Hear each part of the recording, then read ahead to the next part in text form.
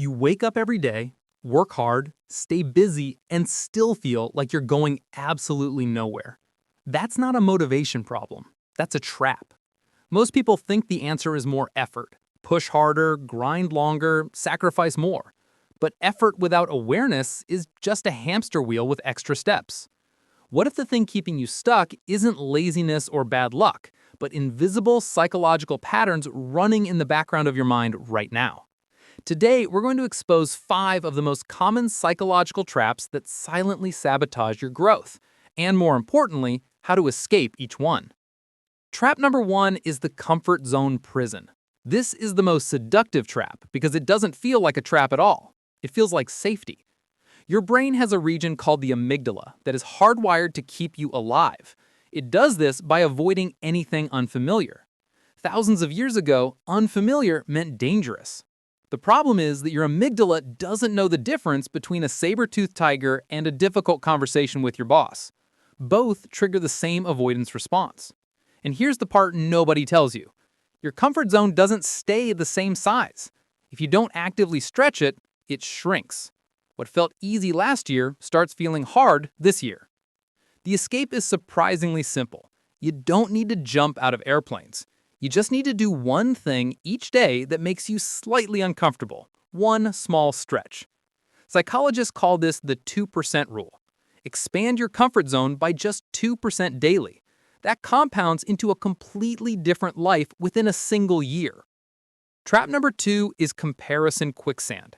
The more you compare yourself to others, the deeper you sink into dissatisfaction. And social media turn this into a 24/7 experience. Here's the trick your brain falls for. You compare your behind the scenes with everyone else's highlight reel, their best moments against your average Tuesday. The comparison mechanism in your brain was designed for small tribes of about 150 people. Now it's processing thousands of curated success stories every single day. That's a system overload. Theodore Roosevelt said comparison is the thief of joy, but it's worse than that. Comparison doesn't just steal your joy, it replaces it with a permanent feeling of not enough. The escape is to run your own race, literally. The only metric that matters is this: are you better than you were 6 months ago? That's it. Everything else is noise. Start with an input diet. Unfollow accounts that trigger comparison. Replace them with accounts that teach you skills. What you feed your attention shapes your self-image. Trap number 3 is perfectionism paralysis. This one disguises itself as high standards, but real high standards produce work. Perfectionism produces nothing. The perfectionist spends months planning the perfect business launch, the perfect book, the perfect workout routine, and none of it ever ships because it's never quite ready. Here's what researchers discovered. Perfectionism is not about quality. It's fear wearing a mask. The fear of being judged, the fear of falling short, disguised as caring about excellence. Look at any successful creator, entrepreneur, or athlete. Their early work was terrible, but they shipped it anyway. Done beats perfect every single time. The escape is the 80% rule. If something is 80% good, ship it, publish it, send it. The last 20% takes 80% of the time, and almost nobody notices the difference. Think of it as iteration over obsession. Version 1 teaches you more than months of planning ever could. Each version gets better because you're learning from real feedback, not imagined scenarios. Trap number 4 is the overthinking spiral. This trap turns your greatest asset, your brain, into your biggest enemy. Thinking is powerful, but overthinking is paralysis. You've experienced this. You need to make a decision, so you analyze every possible outcome, every risk, every what-if scenario. Hours pass, days pass, and you still haven't moved. Psychologists call this rumination. It's a loop where your brain cycles through worry, analysis, doubt, and fear, over and over without ever reaching a conclusion. The research is clear on this. After about 20 minutes of deliberation, the quality of your decision barely improves. Everything after that is just anxiety pretending to be productive. The escape is the 5-minute rule. Tell yourself you'll work on the thing for just 5 minutes. That's it. What happens almost every time is that once you start, momentum carries you forward. For decisions, try reducing your options. Instead of comparing 20 possibilities, narrow it to 2. Remove the noise. Your brain makes better choices when it has constraints. Trap number 5 is the sunk cost fallacy. This is when you keep pouring time, money, or energy into something simply because you already invested in it, even though it's clearly not working.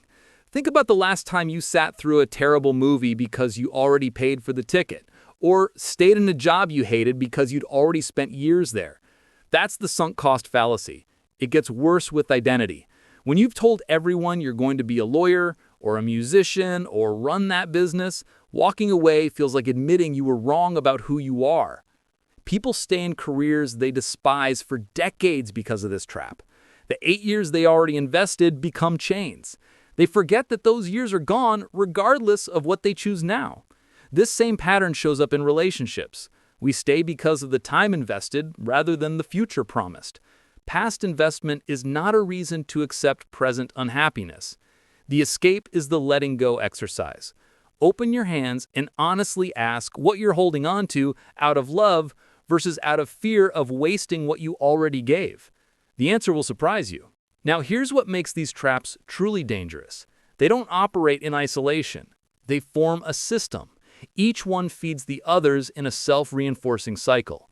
Your comfort zone makes you compare what others are achieving. Comparison triggers perfectionism about catching up. Perfectionism causes overthinking about where to start, and overthinking keeps you stuck in sunk costs. But underneath all 5 traps, if you dig deep enough, you find one single root: fear. Every trap is a different expression of the same fundamental human emotion. Fear of failure tells you don't try because you might fall, but what it doesn't show you is the safety net that already exists below.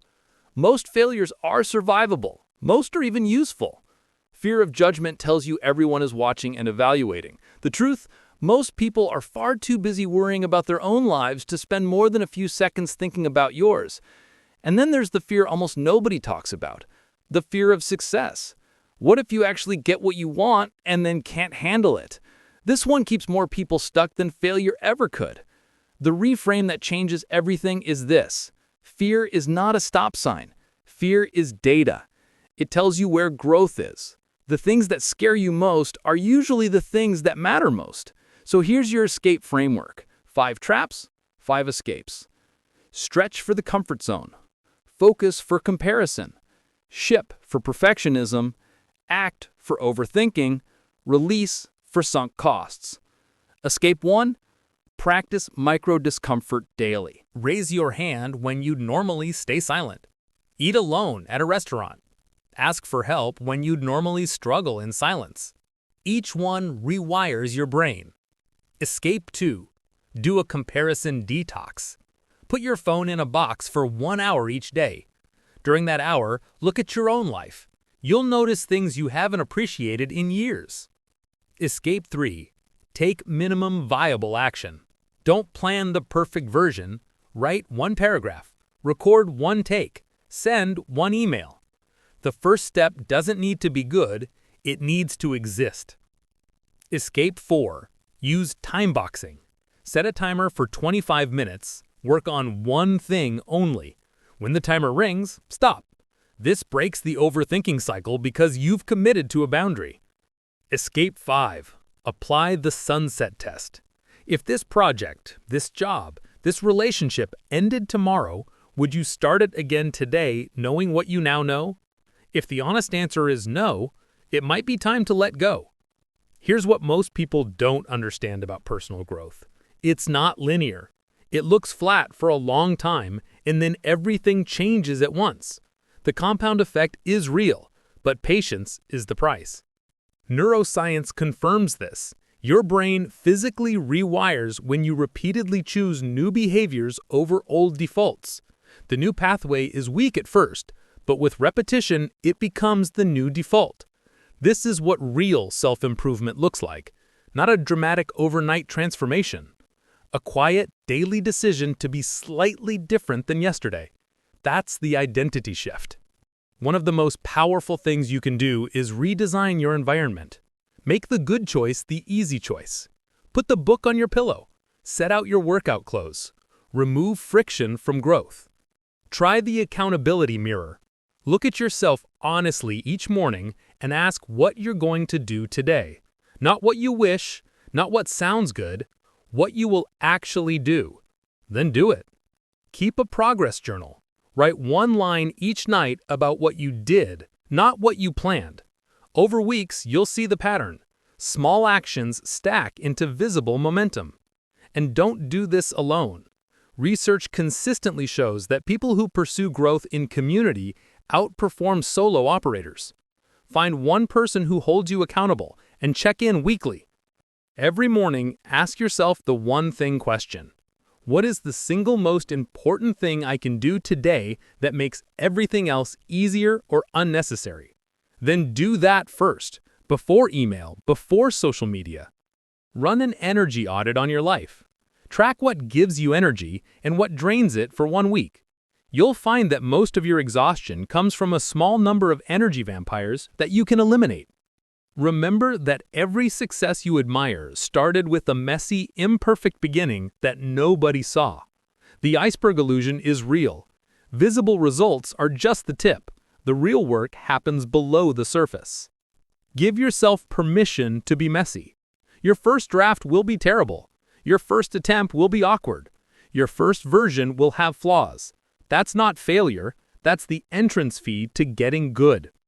Your future self is watching you right now, hoping you'll make the choice today to break one trap, just one. The gears of the system can't turn if even one of them stops. So here's your assignment. Pick the one trap that hits closest to home. Comfort, comparison, perfectionism, overthinking, or sunk cost. Then apply its escape for 7 days straight. That's where your growth begins.